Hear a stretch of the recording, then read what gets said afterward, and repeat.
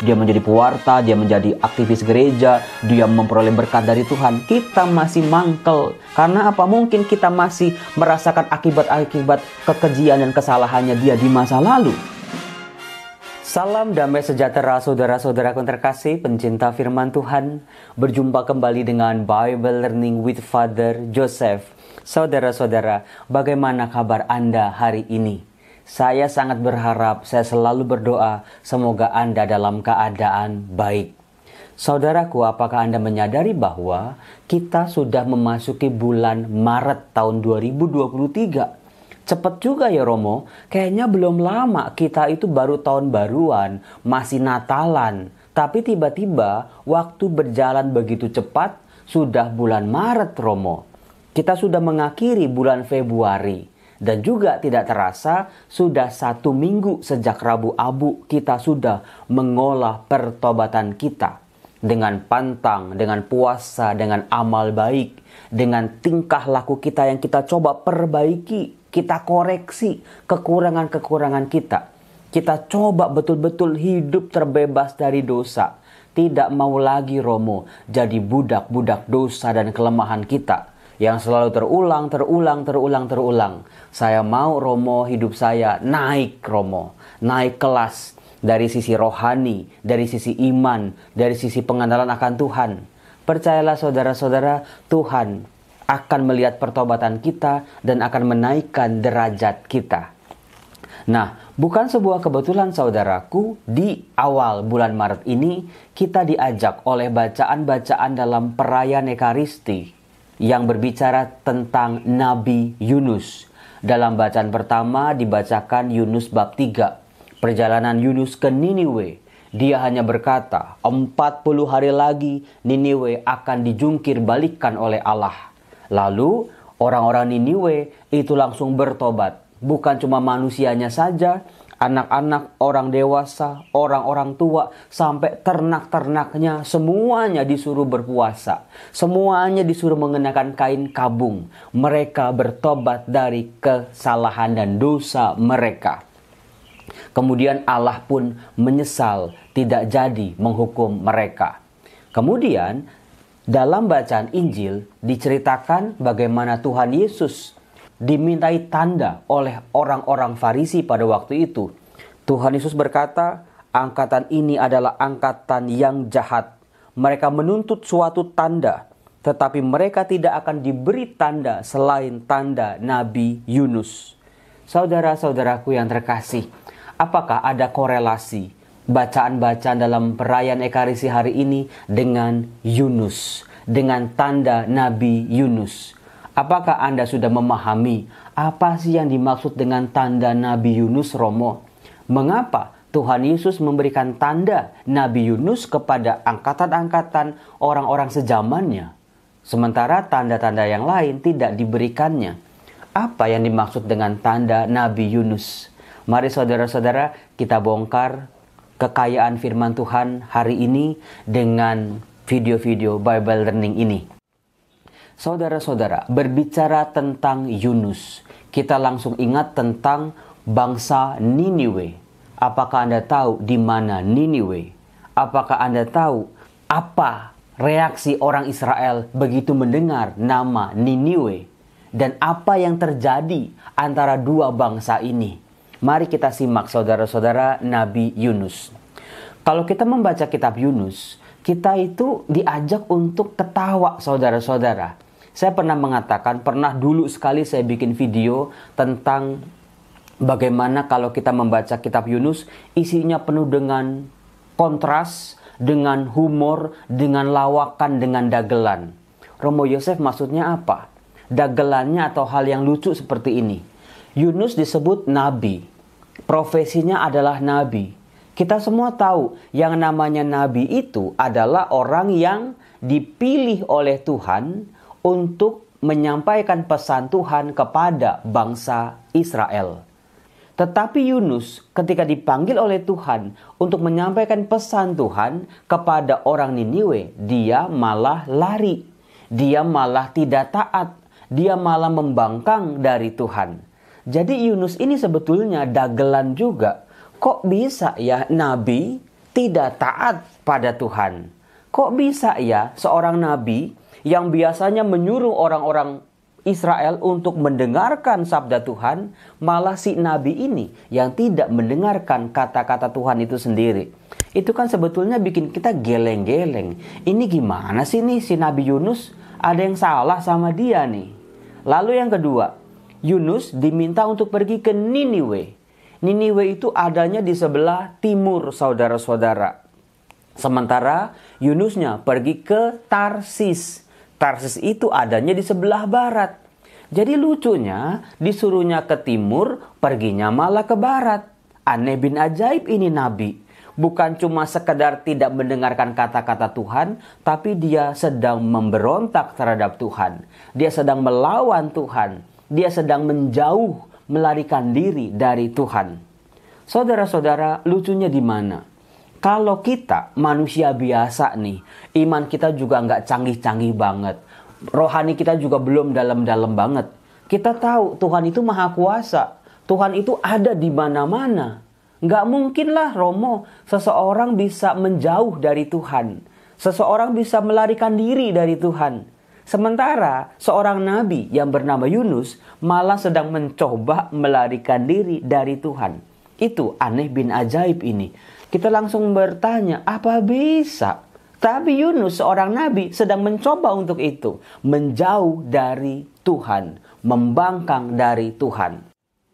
Kemudian banyak juga humor-humor, banyak juga ironi-ironi yang bertolak belakang kalau kita membaca kitab Yunus bab 1 dan bab 2. Misalnya, ketika tiba-tiba terjadi angin badai, laut bergelora. Dikatakan, awak kapal, penumpang-penumpang kapal langsung panik. Langsung mau menyelamatkan diri, langsung membuang barang-barang angkutan mereka supaya kapal tidak tenggelam, lalu berteriak kepada Allah-Allah mereka. Itu aja orang-orang yang tidak mengenal Allah. Orang-orang yang bukan orang-orang Israel. Begitu keadaan panik, mengancam hidup mereka, mereka langsung mencoba menyelamatkan diri, kemudian mereka berseru kepada Allah-Allah mereka, kepada dewa-dewa mereka. Tetapi apa yang dilakukan oleh Nabi Yunus? Dia malah tidur di buritan kapal paling bawah. Tidur dengan nyenyaknya, saudara-saudara. Diem saja. Mungkin dia juga pasrah, ya udah mati deh.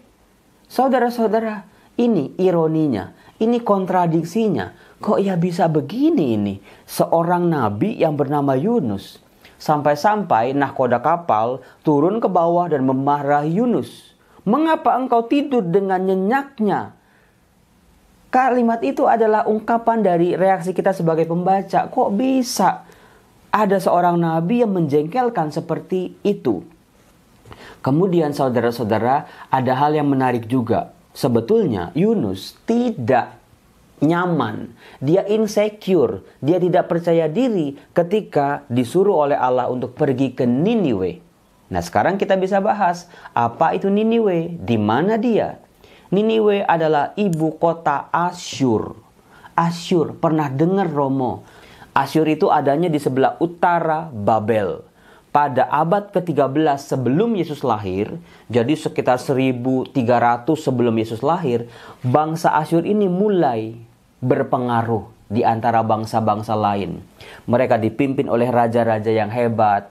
Mereka menemukan teknologi-teknologi yang canggih.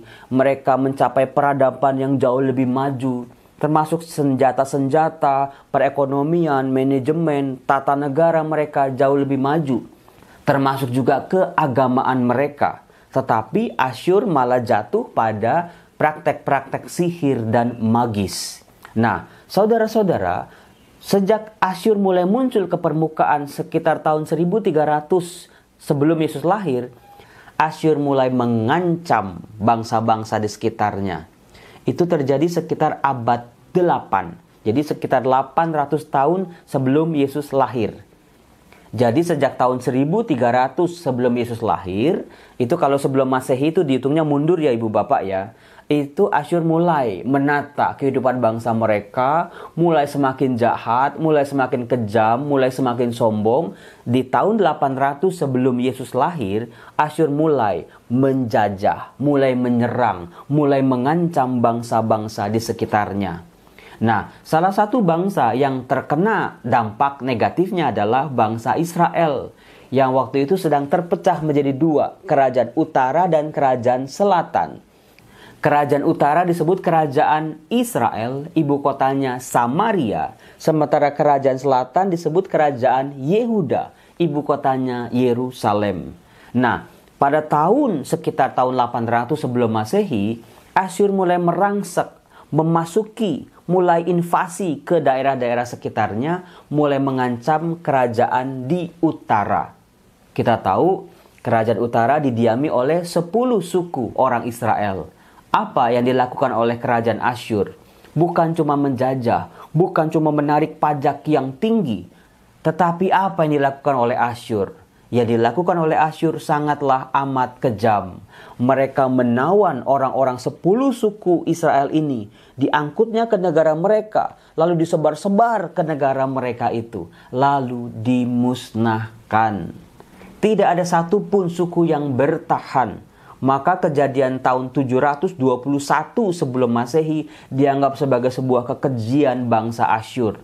Hilang lenyap sudah 10 suku orang Israel. Yang tersisa hanyalah suku Yehuda dan suku Benyamin di bawah atau di selatan. Sementara suku-suku yang lain hilang lenyap sampai hari ini. Saudara-saudara, itu sebuah genocide. Itu sebuah pembunuhan massal. Sangat kejam. Oh, Romo sekarang baru mengerti kenapa Nabi Yunus tidak mau orang-orang Niniwe bertobat. Ya mendingan dihukum sekalian. Orang mereka jahat. Mendingan Tuhan memporak-porandakan mereka. Orang mereka kejam terhadap bangsa Israel. Itulah yang menjadi pergulatan Yunus.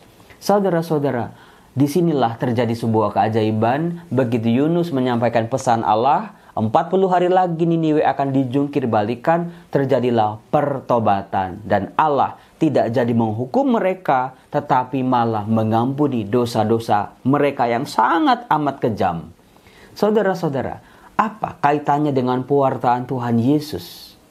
Dalam kitab Yunus kita bisa belajar sebuah refleksi yang lebih maju dibandingkan kitab-kitab perjanjian lama yang lain. Kalau sebelumnya yang dipahami adalah Allah hanya menciptakan orang Israel saja. Sementara bangsa-bangsa lain diciptakan oleh dewa-dewa mereka.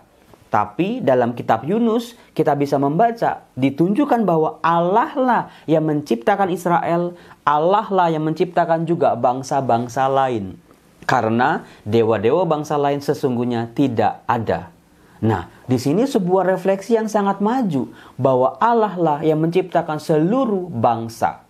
Lalu yang kedua, bukan cuma menciptakan saja, lalu Allah hanya menyayangi satu bangsa saja yang disebut bangsa Israel.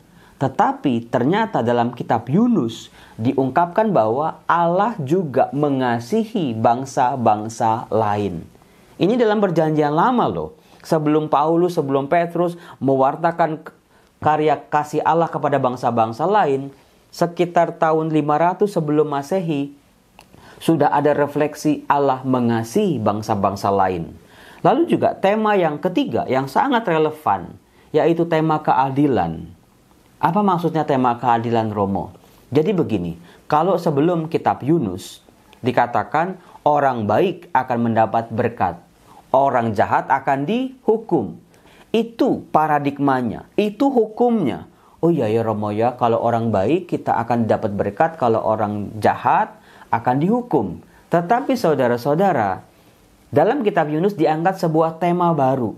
Kalau ini orang jahatnya bertobat, apakah dia layak diberi ampun? Saudara-saudara, ini kok kira-kira kayaknya menampar-nampar wajah kita, saudara-saudara, orang-orang manusia zaman sekarang. Misalnya, ada seseorang yang didakwa, bahkan divonis hukuman mati karena melakukan sebuah kejahatan yang sangat kejam. Kalau dia bertobat, Apakah kita mau mengampuni? Secara teori, kayaknya gampang Romo, udah ampunin aja. Tapi secara prakteknya saudara-saudara, alangkah sulitnya, tidak mudah buat kita manusia mengampuni orang yang sudah bersalah sama kita, orang yang sudah ngancurin hidup kita, lalu dia bertobat. Dia menjadi pewarta, dia menjadi aktivis gereja, dia memperoleh berkat dari Tuhan. Kita masih mangkel. Karena apa? Mungkin kita masih merasakan akibat-akibat kekejian dan kesalahannya dia di masa lalu. Saudara-saudara, inilah yang tidak mudah. Inilah yang ditawarkan oleh Tuhan Yesus, tanda Nabi Yunus. Bahwa Tuhan Yesus hadir di dunia ini untuk merangkul seluruh bangsa Israel dan juga bangsa-bangsa lain yang mau bertobat, yang mau mengakui kemahakuasaan Allah. Mereka juga layak untuk dikasihi. Mereka juga layak untuk mengenal Allah dan kasih-Nya. Salah satu keanehan Yunus juga adalah ketika kalau nabi-nabi yang lain itu mewartakan hendaklah kalian bertobat supaya kalian memperoleh hidup. Sementara Nabi Yunus ketika orang Niniwe bertobat, dia malah marah, dia malah kecewa, dia malah panas hati. Ketika pewartaannya berhasil, tapi dia malah kecewa. Ini kan aneh bin ajaib, saudara-saudara. Apakah Anda tahu bagaimana Allah mengajak Yunus untuk berpikir ulang, untuk membuka mata hatinya tentang kasih Allah kepada bangsa-bangsa lain yang bertobat dengan cara seekor ulat. Jadi ketika Yunus menunggu 40 hari kalau Niniwe akan dihukum atau tidak, dia duduk di sebuah padang pasir, lalu tiba-tiba Tuhan menumbuhkan sebuah pohon jarak yang bisa menaungi Yunus dari panasnya sinar matahari. Lalu tiba-tiba Tuhan mengirimkan juga seekor ulat, saudara-saudara. Ulat dalam tradisi Timur Tengah kuno itu adalah binatang yang najis. Karena apa? Karena dia suka munculnya di bangkai-bangkai, di jenazah-jenazah. Bangkai, jenazah, darah itu sesuatu yang najis. Apalagi seekor binatang yang makannya bangkai, itu sudah sangat menajiskan. Belatung kira-kira seperti itu, yang menjijikan. Kita juga nggak mau colek-colek, ngelihatnya aja kita mungkin mual. Saudara-saudara, ternyata seorang nabi besar yang mampu mempertobatkan kota Niniwe yang luar biasa besar itu, ternyata dipertobatkan oleh Allah dengan seekor ulat, seekor belatung. Jadi saudara-saudara, dari sini kita bisa belajar untuk tidak pernah sombong, belajar dari hal-hal yang kecil. Seringkali peringatan-peringatan Allah, teguran-teguran Allah bukan melulu hanya bencana alam, kebangkrutan, masalah yang besar. Tapi peringatan Tuhan, termasuk juga kasih Tuhan, disampaikan kepada kita melalui hal-hal kecil dan sederhana yang seringkali kita pandang tidak penting. Mari saudara-saudara, semoga pertobatan kita juga semakin mengasihi orang-orang, siapapun mereka yang mau mengenal jalan Allah, yang melakukan tindakan-tindakan baik. Mereka juga memperoleh kasih Allah. Kalau video saya sebelumnya soal pengampunan, orang-orang yang bersalah kepada diri Anda, orang-orang yang menyakiti diri Anda, mereka juga boleh memperoleh kasih Allah, pengampunan Allah karena pertobatan mereka. Dan juga mereka juga layak untuk memperoleh pengampunan kita. Salam damai sejahtera, Tuhan Yesus memberkati. Salam.